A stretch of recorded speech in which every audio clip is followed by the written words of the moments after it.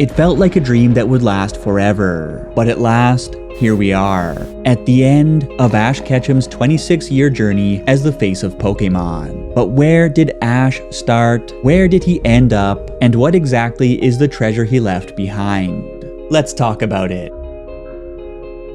Hey everyone, it's Charles. How are you today? The final chapter in Ash and Pikachu's adventure has concluded, and with it, so has an era of Pokemon that has brought smiles, tears, and inspiration to fans across the globe for 26 years. Many of us grew up with Ash, tuning in weekly as he tested his mettle against powerful opponents, befriended people and Pokemon, roasted senior citizens, and transformed from zero to hero. He was the never-aging 10-year-old who kept living that one unforgettable summer full of dreams, adventures, and jelly donuts that kids take for granted and tired adults long for. But now, summer is over. For Pokemon fans both old and new, this is a transition like no other, with Pallet Town Player 1 and Yellow Mickey taking their final bow as brand new protagonists are just hitting the ground. As such, it's the perfect time to reflect on the past 26 years of Ash Ketchum. But an adventure stretching over 1,200 episodes is a whole lot to take in, so the plan today is to break down Ash's journey through each of the anime's sagas to unearth the one greatest treasure that we can carry forward with us into the unknown. With that said, let's begin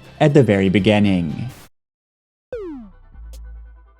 The original Pokemon anime series spanned 3 distinct adventures, the first of which was centered on Ash's quest to collect 8 badges to qualify for and to win Kanto's Indigo Plateau Conference. However, Ash overslept on departure day, getting left in the dust by his rich kid ladies man rival, and missing his chance to acquire one of Kanto's 3 starter Pokemon from Professor Oak. Instead, Ash got strapped with a bad-tempered Pikachu who refused to enter his Pokeball and wanted nothing to do with his new master. Ashy Boy's adventure was off to a rough start, but after Ash put his life on the line to protect Pikachu from a flock of attacking Hitchcock birds, Pikachu saw the quality of his character and the two soon became best of friends. From the very beginning, Ash was goal-driven, determined, and selfless, but he was also flawed. Namely, he was immature, overconfident, and he kinda sucked at Pokemon training. These vices would contribute to a catastrophic disaster at the Indigo Plateau Conference, wherein the failure to get his unruly Charizard under control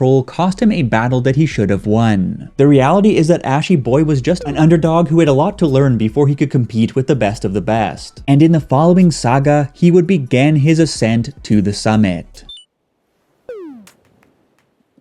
At the surface, the Orange Islands arc was just filler to keep the series going until the second generation video games arrived. But it was far from fluff. In short, following Ash's crushing defeat at the Indigo Plateau Conference, his mom's boyfriend, Professor Oak, tasked our hero with retrieving a mysterious artifact known as the GS Ball from a sultry scientist living in the Orange Archipelago so that he could unlock its secrets. After retrieving the ball, Ash extended his stay in order to participate in the Orange League, a league that would test Ash in very different ways from any league before or after. This is because the league's gym challenges focus not only on battles, but also on how trainers could work together with their Pokemon across various situations. These gym challenges catalyzed Ash's growth into a more well-rounded trainer. But it was not just the gym gauntlet that transformed him. Despite the humiliation of his defeat in Kanto, Ash was as arrogant as ever. Not to mention that his bond with Charizard was still tenuous at best and a face full of flamethrower at worst. Mastering Charizard was Ash's next major milestone, but he lacked the mentality to get the job done. Then, he met Prima of the Elite Four, who criticized his training abilities and took him over the knee in an exhibition battle. That humble pie to the face awakened Ash to his weakness, and when Prima stressed that he needed to develop closer bonds with his Pokemon, Ash pledged to do exactly that. Soon after, Charizard himself was humiliated in a battle against Tad's Poliwrath, frozen in a block of ice and kicked aside to die on the beach. But Ash never gave up on his friend, working through the night to resuscitate Big Barney with his own hands. And just like that, Ash finally earned Charizard's respect, and Charizard became a steadfast ally in the battles ahead. Mastering Charizard was symbolic of just how far Ash had come since his league loss, and he shook off the Indigo Blues once and for all, by winning the Orange League Championship in his very first 6 vs 6 battle. Even so, upon returning to Pallet Town, his rival Gary cratered him, showing Ash that he still had a long way to go.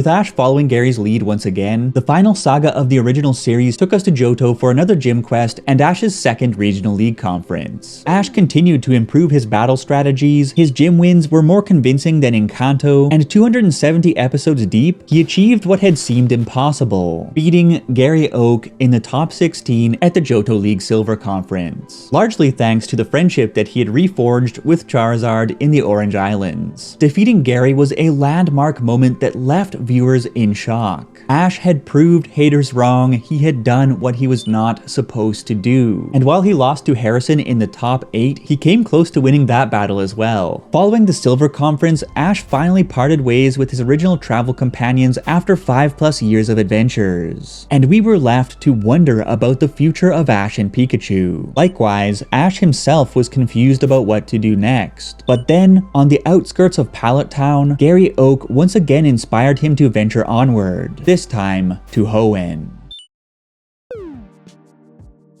Advanced Generation was the anime's first clear-cut sequel series, and the third coming of the League Conference formula. The anime's Ruby and Sapphire adaptation shook up the show's formula by bringing in a girl named May and her younger brother Max to replace Misty, as well as a post-conference Battle Frontier competition inspired by the post-game of Pokémon Emerald. Whereas Ash was the newbie at the beginning of the original series, it was Big May who filled that role in Advanced Generation. This was key as it positioned Ash as somewhat of a mentor figure to May, who could use the knowledge and experience that he had gained from his adventures thus far to help her discover and move towards her own goals. Ashy Boy was moving up the pecking order, and sure enough, Advanced Generation would see Ash continue to mature as a trainer while shoring up his weaknesses. In Hoenn, Ash spent even more time training his Pokémon and got even more creative with his battle strategies. Good golly, did he ever. But his growing list of achievements was getting to his head. His vision became clouded by his ego, and it took a crushing loss at the Evergrande Conference, followed by another serving of Elite Four humble pie to snap him out of it. We can credit Drake for nudging Ash back on track, helping him to refocus for a well-fought Kanto Battle Frontier run, which he ultimately won. At this point, Ash Ketchum was hardly the incompetent oaf that many fans who dropped off during the original series still make him out to be. In Advanced Generation, he had checked one of his worst vices and taken home another big trophy. That said, back in Pallet Town, Gary Oak would reappear to defeat Ash in battle yet again, illustrating to Ash that he was not the only one focused on getting stronger. Humbled and hungry, Ash departed for Sinnoh.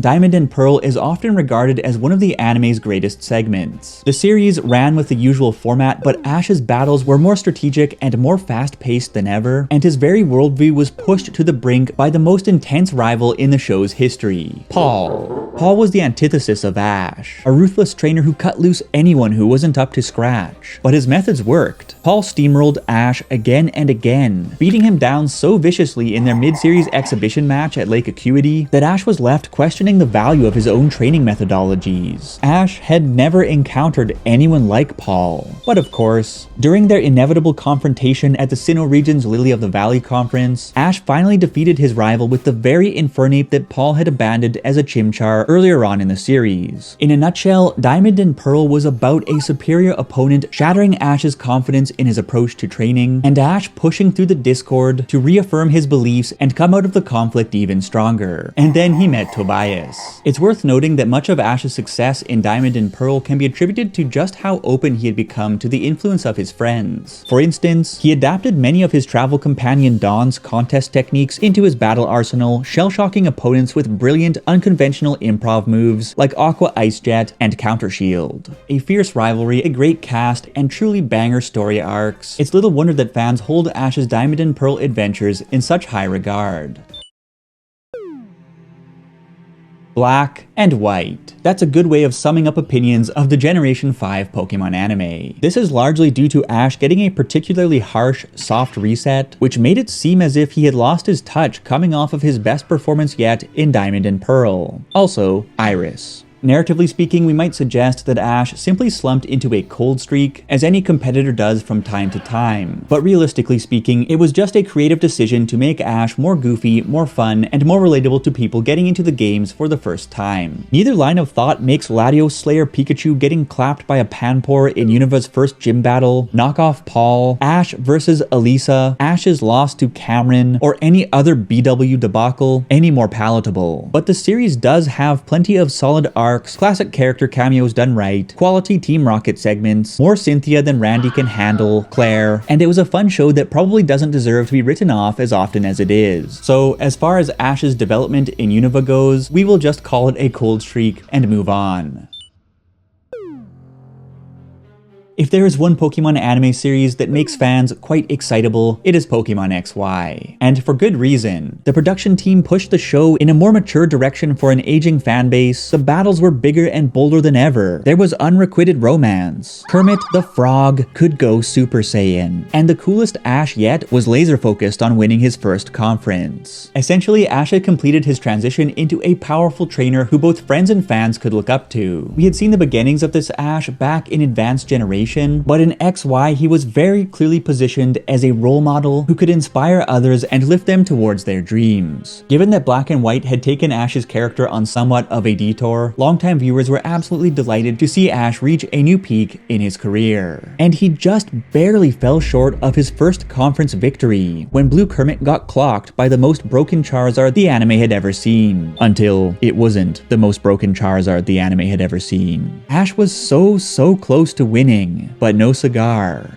Not yet. It could be argued that XY era Ash put too much stock in the Ash Greninja Bond transformation, but we can hardly blame him. The Bond transformation was incredibly powerful, and it furthered his development as a trainer by taking him into the game physically, not only upping the stakes, but also granting him deeper insights into the nature of Pokemon battles. In Kalos, pushing the limits of his battle capabilities was the main driver of Ash's growth, but Ash's next chapter would see him focus on another side of life.